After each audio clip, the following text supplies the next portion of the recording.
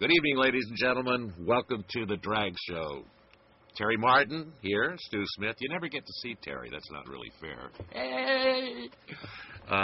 Tonight, I'm really grateful that we get to welcome Uphoria, whose, that makeup job is fantastic.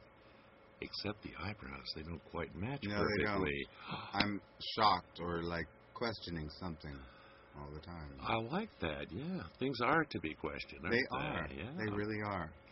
Now, Uphoria, I understand that you're a performance artist, a director, a writer, a choreographer, a dancer, maybe even a boxer. Am I saying too much, or am I saying not enough?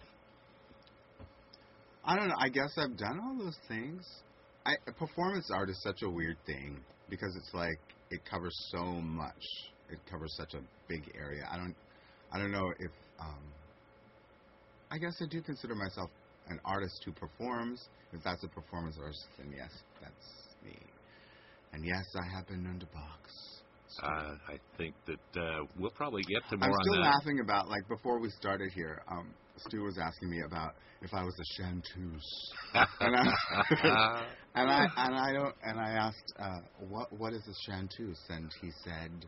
I said, to me, it's like a very pretty Edith Piaf, a period singer, kind of smoky voice, sexy. Okay, now cut back to me and let the audience answer that. Yes.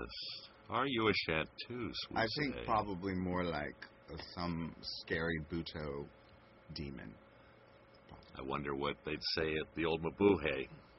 Oh, the Mabuhay. You know, relatively speaking. Yeah. At any rate, I really want to know more about what direction got you here, your flow, your history, your experience.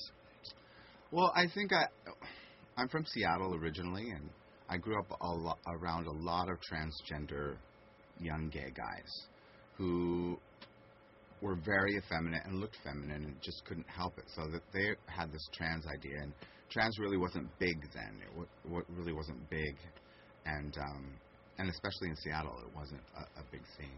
And there was also a lot of drag going on when I was first coming out of the closet. I think it was 14 or 15. Plus, it was the 80s, and all the boys were wearing makeup. But I got involved with a lot of people who were doing drag in the court system and stuff like that. Oh, my gosh. And so I got to be around all that and do some shows with them. I didn't do drag back then, but I was around a lot of them. And I learned to really not like it very much, or like the kind of drag that people were doing. Because the couple of times that I did try drag and I looked like a girl and men approached me, it made me feel weird. But the punk rock makeup kind of stuff, or the new wave kind of makeup stuff, it didn't. It was something that I felt safe behind. It was like, oh, here's a different mask I can wear that either repels people or makes people really interested. That's very interesting. So I did a lot of that, and when I got to San Francisco, I started seeing other people who were doing that, and they had their own style, and so I really got interested in what those kind of people, people who were actually not doing torch songs, but they were up there doing AC/DC and. I think, do we have a telephone call? We do. My gosh. Can we help you? Would you like to talk to Uphoria? Caller, you're on the air. What is that on the television? All right. It's Uphoria. Have you got a question for Uphoria? I said he's scaring my children. Oh, boy. I guess that's an honor. Yes, I can be rented out. I am one of the scary clowns. Yes. So when you want to have a scary clown party, you just call up and get Uphoria. Thank you, caller. I hope we answered your questions. Thank you, Uphoria. So back to Seattle and getting down here, where you saw drag as a different kind of a thing than what you'd grown up with. Yeah, when I started to see it as more of an androgynous thing, that really turned me on to the whole thing.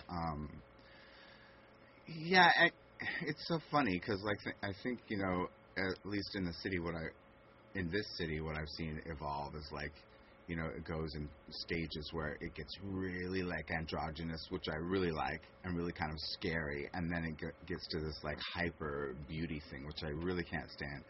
And it makes me feel bad because a lot of the people that I know and a lot of the friends that I have are into the hyper beauty drag, and I'm just not.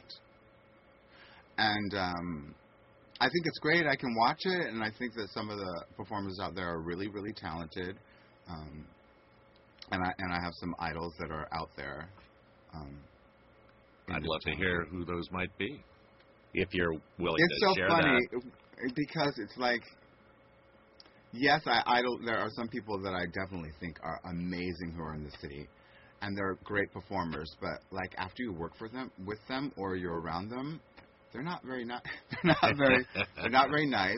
They're not very supportive unless you're in their little group thing. And I'm not talking about Tranny Shack. Right. But I mean, does that surprise or shock you if we get to a point where, you know, and I'm not performance artists, visual artists, painters, all sorts of artists, writers, don't they tend to be a little bit ego-driven, self-centered? And I'm not saying that in a bad or judgmental way. Well, go ahead and judge. I think that we do. Okay. Judge. Here's a picture I'd like you to that's tell me at the Tranny Shack pageant. Well, they're speaking of Tranny Shack. Oh, my God. We've got a caller again. Hello, caller. Can we help you? I said get the fuck off the television. Wow, you just used a nasty word, but we're going to forgive you. On television? I hope your children didn't have to hear that. Wow. At any rate, thanks for calling in. So, where were we? So, yeah, I competed in Tranny Shack, and I didn't really expect to win, but I thought, oh my God, there's going to be 3,000 people there, and I can like do what I do, and I just decided to do this story, which was basically mirroring the audience, like all the people surrounding this doll that they would wind up and like have them